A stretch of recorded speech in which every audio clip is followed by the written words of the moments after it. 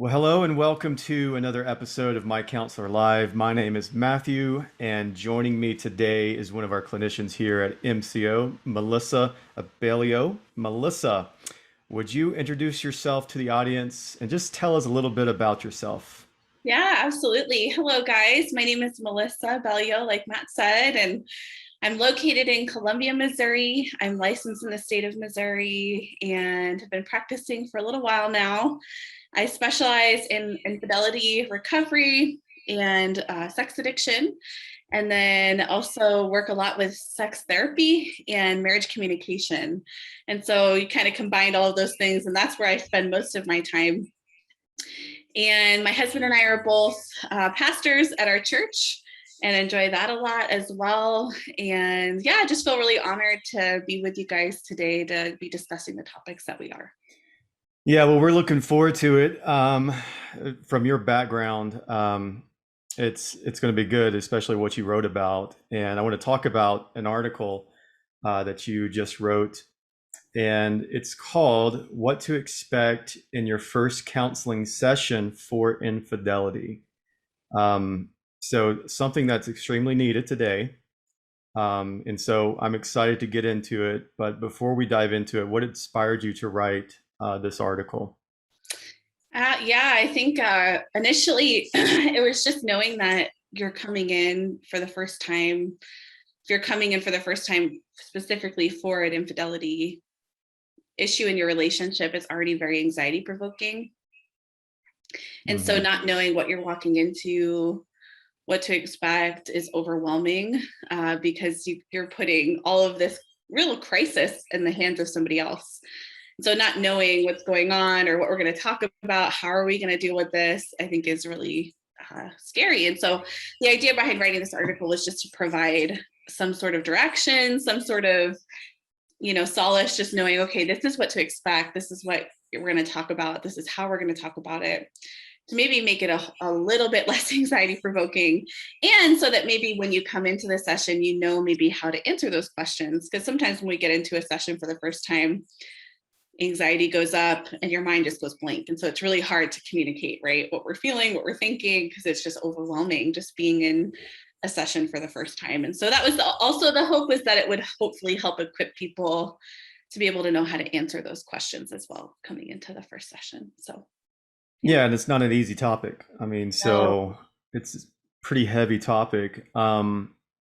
So is this just for someone who is experiencing infidelity, or who did you have? Who was the person that you intended to write this article for? Yeah, so I think it's a little bit of a range, but I would say that the range includes a couple who is going Hmm. through an infidelity crisis in their relationship, whether that be an emotional affair, a sexual affair, or even just the discovery of like pornography or sex addiction. That kind of applies to anybody coming into the session. So it's a couple or individual. So if the Hmm. person is the participating spouse, the person who maybe has done the betraying or the hurting in this situation, it's written to them if they were coming in by themselves, or somebody who may be injured and their spouse isn't coming to the session, and maybe what to expect as well for them. And so I would say all of those encompassing is who it's written Hmm. to. Yeah, that's good. So let's kind of dive into the article just a little bit. You list several questions that a counselor will ask during that first session. Can you explain these questions? Yeah, absolutely. So, really the first question that we're asking is just kind of what brought you in, Hmm. which if you're coming in, right, for an infidelity issue, that's kind of already been talked about in the intake paperwork. It's been talked about on the phone, maybe with the receptionist briefly, but we've actually never had a conversation about it one-on-one in front of a therapist just yet. And so the idea is that hopefully you'd be able to have an open dialogue with your therapist about the nature of what happened. So, why are you coming in? Well, my husband found out that I was having an affair, and then you can elaborate more on how that happened, what was discovered, Hmm. when it was discovered, how it was discovered, So it's kind of an open-ended question initially, is kind of what brings you in, what caused, the actual appointment to be scheduled. And then following that, it's us learning more about the infidelity itself. So what actually occurred? And we're not going to go into the nitty-gritty in that first session. We're not going to want the play-by-play of everything that happened in that first session. Really, just we're wanting to know the nature of it. How long did it go on? Who is this with? When did it end? Is it still going on? All of those things. How was it discovered? So all of those questions are kind of the things that we're wanting to unpack, just to get a feel for what it's like to be in both of your shoes. Both of you guys are coming in probably with a lot of different emotions, a lot of different feelings. And so we're going to talk about kind of the what, and then how does that impact you right now? What is that like for you, knowing what you know about what's happened for both of you? And so we're really also wanting to not just know the what, but the how does that impact you? What is that like for you right now? And just trying to lean into the hurt and attune to the pain that both of you guys might be in coming into that first session. That's good. So you explain the different emotions that each spouse may experience during this session. Can you explain what maybe the unfaithful and the injured spouse might experience? Gosh, it can present in so many different ways. I do think that there's some similarities that I've noticed in each of those. And so I think for the person that's coming in that's injured, I think it depends on how soon ago they found out about this affair. If it was 2 days ago, I think they're going to be in a much different place than they were if they found it out 2 months ago. And so it might have an impact, right, on how they're experiencing this based on the timing of the disclosure of the affair or the finding out of the affair. So what I've seen, though, for those that have just experienced it is that they're in absolute crisis. They experienced a very traumatic event, somebody that is the closest to them, that they love the most. They feel incredibly betrayed by it, and now they just don't know how to make sense of their world. So they're just in absolute crisis. Like, how do I function? What's true? What's not true? Barely sleeping, barely eating. Those are just normal, natural things, right? When we have a traumatic event occur, our bodies just shut down, right? Or they go into overdrive. They go into that fight or flight state. So I might see that if they're coming out of, just discovering that. So, and then on the flip side, if it's been a few months, it might present differently. Two things. Anger might be big, right? I'm so angry. I'm so mad. How could you do this? I don't want to be with you. Those feelings of like, I'm just angry and mad. I don't know how I could ever, experience healing or emotion that is good for this person ever again. But I'm sitting here in your office because maybe there's a chance that I could. The other way I might see it present is just this like feeling of being shut down. Like, I am guarding my heart. I don't think I can trust them anymore. So I'm just going to protect myself, because it's too much to be vulnerable in any way with them. And so I've just shut down. I've kind of learned to coexist in the home with them. So they're kind of shut down in the session because that's just how they've protected their heart since they discovered the affair. And then the last thing that I've noticed is that sometimes there's situations where we're like, we're just trying to move on. It's fine. It's fine. I'm moving on. It's not a big deal. It hurt me. But I don't really want to know anything more about it. Can you just help us work on anything else besides this? That's kind of the other presentation maybe that I might see come in the door, which is also kind of natural, right? Because it is really overwhelming to think about dealing with this really complicated, overwhelming issue. And so that's how I've noticed people that are injured are coming in. Sometimes those that are betrayed, I think I see them show up in very different ways. Some people are just ambivalent. They're just not sure if they even want to be married. There was a reason they went outside the relationship. And so they're questioning, do I really want to stay in the relationship? I went and did this because I was really unhappy. And so there might be an ambivalence there. I think there's some people who've done the participating or have done the betraying in this case where they're coming in and they're feeling just incredibly overwhelmed by shame, incredibly guilty, want to do whatever they can to just get to a different place, feel confused how they got to that place and just want help and want to, figure out how to get through this with their spouse. How does my spouse trust me again? Mhm. And yeah, and then I think there's there's other clients that I'll see come in that are just, I think, in this place where they're so hurt prior to their affair. They feel so hurt by their spouse or hurt by life in general that they just come into a place of feeling very like hardened, right? To like even wanting to get help. Like, is this therapist just going to label me as the person who's the bad person? Hmm. Right? Am I just the evil one? And all of my hurt, all the things I felt in the marriage aren't going to matter. And so they kind of present maybe in the session for the very first time, like maybe angry or feel, maybe they present even justified as to what they did. There's a whole lot of ranges of different, Mhm. things that people will show up like, but hopefully that gives you a picture of that. Yeah, That's yeah. what I can see. I want to go back to something you said about the injured spouse. When they go in with this mindset of, I don't want to deal with this. It's fine. It's fine. So what do you do in those situations? Mm. Because if you compartmentalize some things, eventually it's not going to be it's not going to be good in the relationship. That could be 6 months, a year down the road, but eventually the volcano is going to erupt. So what would you tell that person in that moment if they are in that defensive, mode? It's fine, we're going to move on. Let's go. Mhm. Yeah, I think I would just tell them that I get why they're there. Like Hmm. this is really scary to walk into, Oh yeah. right? It's like I'm walking into this room where I'm going to feel potentially all the feelings that I felt the day I found out. Mm. And, then after that. And so, if that person has resigned themselves just to move on, right, and to push forward, I think a lot of that, what that tells me is just that, man, that pain has been so overwhelming. It's been so much Mm. that I can't go there. Like, I can't do that. And so I think what I would tell them is just that it makes sense why they're doing that.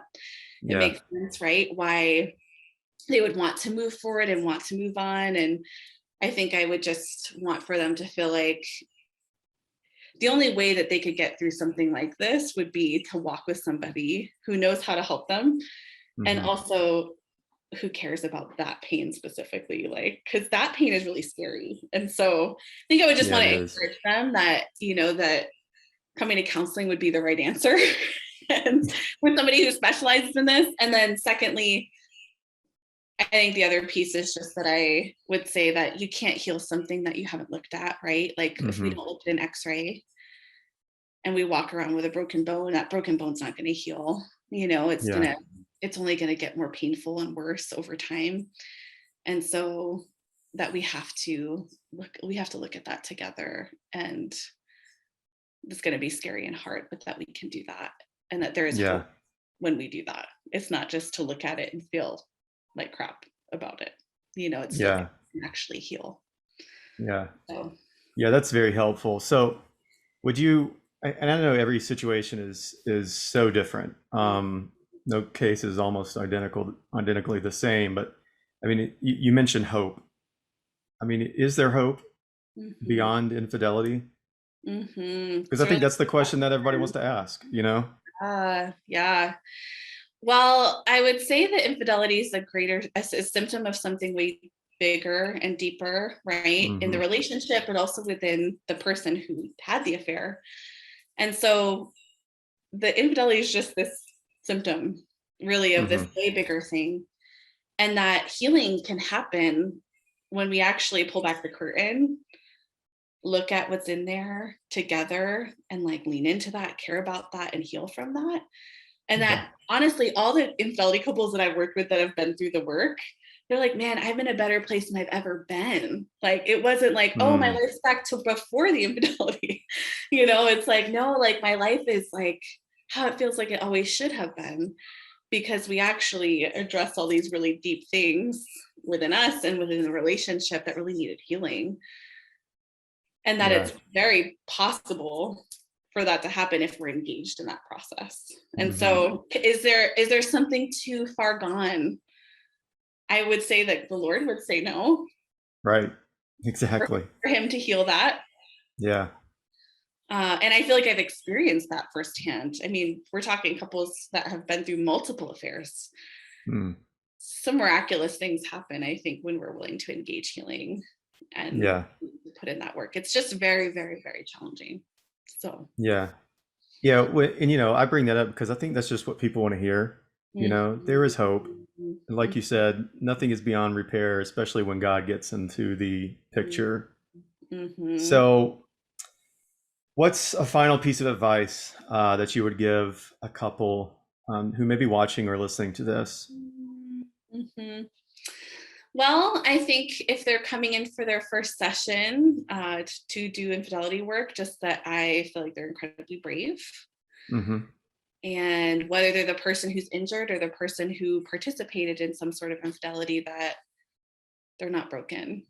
Mm-hmm. Like, there is healing that can happen, and them taking this first step is a big deal. So Yeah. I think I just want to encourage them that I feel like they're really brave and that I admire them, and that I think there is hope on the other side of working Yeah. through this. So yeah. Well, good. Thank you so much, Melissa, for sharing that and your passion for this. I think everybody can see it and feel it. And I want to encourage everyone who's watching or listening, check out the article that she wrote. It'll be in the show notes below. Melissa, I want to kind of transition to our trending topic. Every episode, we look at what is trending in our culture and our society. And today's trending topic is intergenerational trauma. So would you just walk with us and tell us what is intergenerational trauma? Yeah, sure. Absolutely. So I think the term itself is pretty self-explanatory, right? It's like Mm-hmm. trauma that was experienced, right, in the generation prior, and that because of how that trauma impacted that previous generation, that then has a ripple effect on the generations after that. Mm-hmm. And so there's subsequent generations that can be impacted by, let's say, an event like the Holocaust. I mean, it Yeah. has a ripple effect, right? Things like 9/11, and not even just that small or that big, but there's even maybe what we would quote unquote call smaller things like sexual trauma. If a parent has experienced sexual abuse, how they've coped with that, how they've processed that impacts how they are able to show up as a parent, which then has an impact on that child, which then has an impact on the next child and the Mm-hmm. next, and so it just has a domino effect. Oftentimes trauma does on the familial generational Yeah. yeah. So Yeah. So how does someone know if they have intergenerational trauma? oh, that's a good question. It's hard to differentiate this type of trauma Mm-hmm. from other traumas that they might be experiencing. And so I do think that working with a therapist would be helpful in being able to assess this, because sometimes things are coming from other things outside of just this. So it might be that they have intergenerational trauma plus some other trauma that might be impacting that as well. But I mean, if they've had a parent that has experienced significant trauma, that would be my first flag, right? That, okay, it's Mm-hmm. possible that anybody who's had a parent that has experienced significant trauma, that they could also be impacted by that. And how we normally see that show up, I mean, it can look different, like I said, in a lot of different people, but is like isolation. They might experience nightmares, hypervigilance, just have unresolved grief in general. I mean, if you look at the diagnostic criteria for post-traumatic stress and they're experiencing some of that and they have no other traumatic events but this, Mm-hmm. very possible they're experiencing intergenerational trauma. And so Yeah. fill in the blank, I guess, with all of that. But I mean, the other things, lack of trust, anger, irritability, fearfulness, inability to connect with others, so many different pieces. But those are the things that I think come to mind, that if they've had those things, parents have those things, and they're experiencing Mm-hmm. these different symptoms, that it would definitely be worth like looking into. Yeah. So what do you do? How can you heal from this type of trauma in your life? Mm-hmm. Mm-hmm.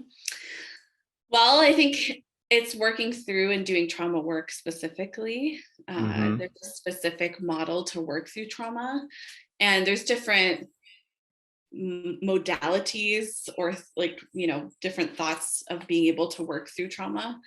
Hmm. But there's a general, like, doing trauma work is important. And so I would say working through your trauma in the context with a therapist is going to be really important. Not trying to do that by yourself Hmm. is like, trying to do like level 10 gymnastics probably. And you've never been to practice before, it's trauma, it's really overwhelming, it's really big. And so we shouldn't try to do it without a coach and without somebody walking through that with us. And so that would be, I know that's probably an oversimplified answer, but I wouldn't want to give advice of things to do outside of therapy that you need therapy to work through, if that makes sense.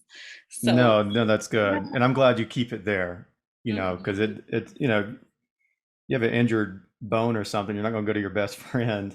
I mean, now there Yeah. may be some people that do that, but it's Mm, probably not going to end up well. So yeah, that's good. Thank you yeah. so much for sharing about that. Mhm. So we're going to transition into our Q&A session. As we have a couple questions that have already been asked from our viewers and listeners. And man, I just want to say thank you guys so much for asking your questions and encourage those of you who have questions. And it could be anything related to what a clinician can respond to.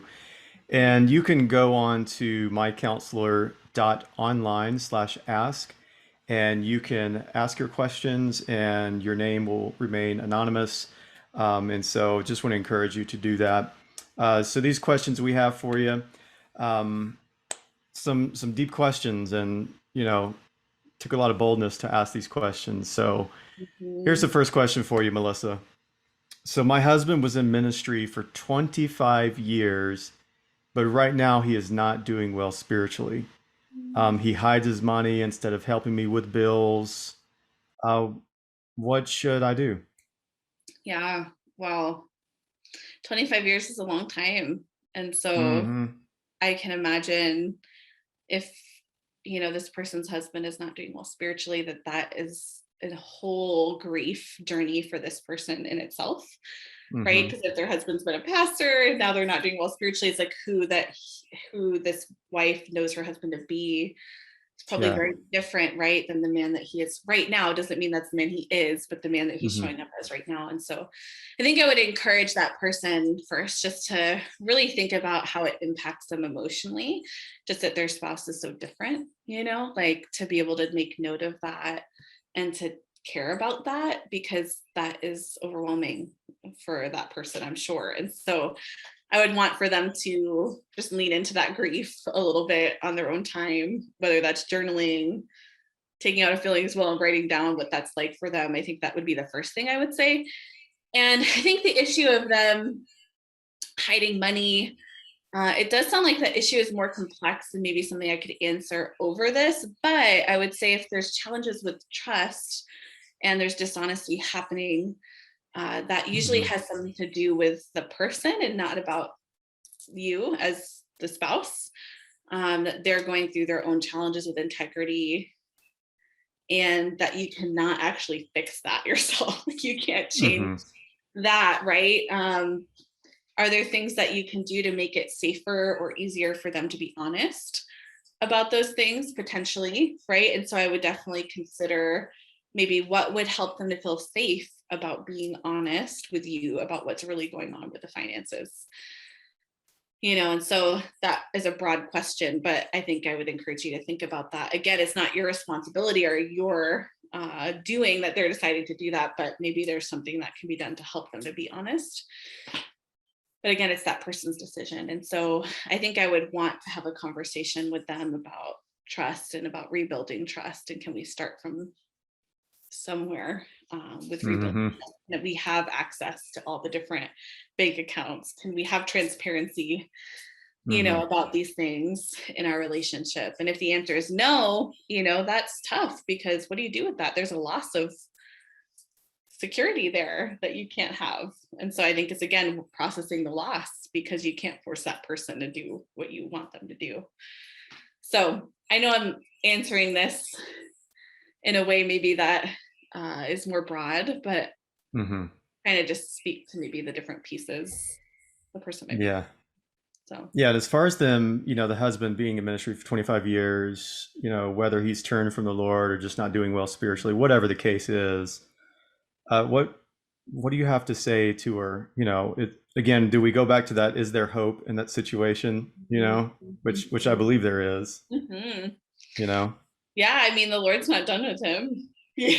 yeah, I mean, I think about the one, right, that you think about the sheep, right, that one that didn't repent. I mean, what does the Bible say about that, right? They go back.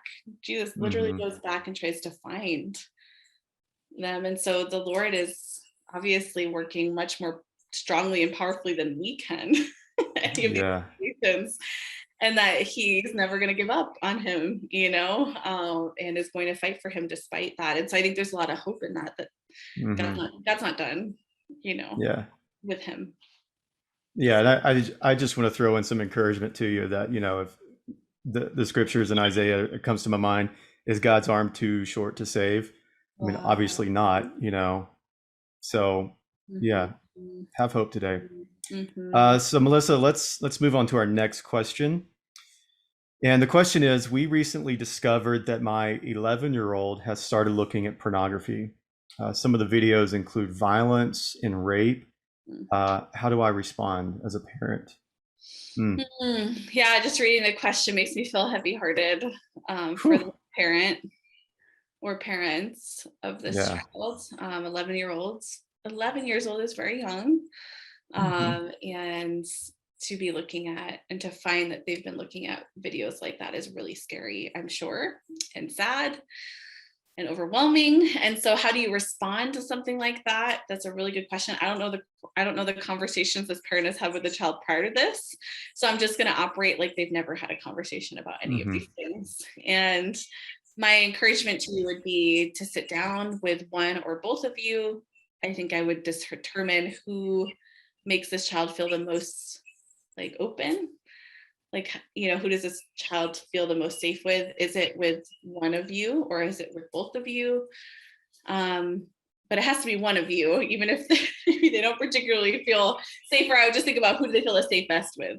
And I think I would just have a conversation about what was found, like, hey, this, we discovered this, and just ask questions. What's going on for you? What's what has led you, right, to looking at this? Where did you find this? I think you don't want it to feel like a time of investigation, but I think a time of curiosity of like, okay, what's really been going on, right? And so hmm I think I would just want to create a dialogue with that 11-year-old about this, and then really having an opportunity to speak life into that, like, hey, we don't think anything differently of you, that we saw this, but we really want to help you. Like, this is not healthy for you, hmm and this content, right, that we're looking at, it's not honoring to the Lord. Like, just being able to speak to that without shaming them. And so I think that's a delicate balancing act of affirming that you love them, that you're with them, that you don't think anything differently of them, but also like, we really want to help you. This isn't going to be good for you. And so having a conversation about that, I think, is important. And then the other thing I was going to mention is just having blocks on accounts. Children have access to so much right now, which is kind of scary. I don't think we ever would have signed our children up to go into a porn store before. Like, I really don't think we would do that, but we give our children phones so, that have access to all of these things. And so getting really good software to be able to help your kids to have blocks to those things, I think, is important if you don't already have that. And then the other thing I was going to say is just to stay engaged. Like, don't just have this one conversation and then leave it there. I think the important thing is to stay engaged and to continue to have conversation about this. Maybe not this specific event, but how is it going? Just when it comes to being online and about pornography, hmm just having the dialogue. Our kids don't know how to talk about that sometimes. They're in the age of technology and they know how to converse, like, hmm right, over technology, but they don't know how to have a face-to-face conversation often. And so I think the engagement from the parent is so important. And so staying engaged about that conversation, and just in general, like spending time together in hmm general, like outside of this. It's not just, oh, we have this conversation and we keep talking about this. They just need a lot of our influence, time, connection, go on a walk, take them out to eat at their favorite place, talk about what they enjoy. Like this phase is such a tough phase, and they just need us to be available to them, Yeah. because they will find and turn to other things that, are not good for them. Yeah. So yeah, so I don't know if Yeah. that answers it adequately, but I think, just because they saw this doesn't mean it's, the end all of all things. I think it's just important how it's addressed from here so that they can not be going to things that are going to be really harmful to them in the long run. Mm-hmm. So Yeah, my heart breaks for these parents. I'm a parent of a teenager and a tween, and so we've used and you can Google all of these like filters that you could put on phones, but man, we've used Bark, and a helpful thing we've done is no phones in bedrooms. So there are tons of and there are millions of ways you can go about this, but there are tons of ways that can be helpful in creating boundaries. To protect the kids, because ultimately that's our goal as parents. So, man, yeah, it's tough parenting today. it is. There's so much access to so many things. It's so normal, right, for kids to have phones, and it's Yeah. like an injustice to not have a phone or to not, have a smartphone, especially. Yeah. And so it's hard because the answer probably isn't them not having a phone. It's how do they use it, and Mm-hmm. how do we allow them to have access in a way that sets them up for success, like Yeah. having boundaries and limits. Yeah. So, Well, thank you so much, Melissa. yeah. It's been so good talking to you and hearing your heart and just really seeing your passion for people and helping them, live a healed life. So, man, thank you so much, Melissa, for joining us Thanks, today. thanks for having me. It's been a joy. I appreciate it so much. Yeah. Man, thank you so much. For those of you who are watching or listening to today's episode, I would encourage you to take this episode and share it with some people. Maybe some people who are going through some of these things we've talked about. Take this as a resource. Also want to encourage you, for those of you who want and have questions, ask them. All you have to do is go to MyCounselor.Online/ask. And again, your names will remain anonymous. Also want to encourage you to stay up to date with all of our social media. We're on Facebook and Instagram, and our handle is Love My Counselor. Again, Facebook and Instagram, Love My Counselor. You can also go share, watch tons of resources and so much helpful content on our YouTube page. And you can find us at MyCounselor.Online Christian Counseling. Again, thank you so much for watching and listening, and we can't wait to see you again for another episode of My Counselor Live. Take care.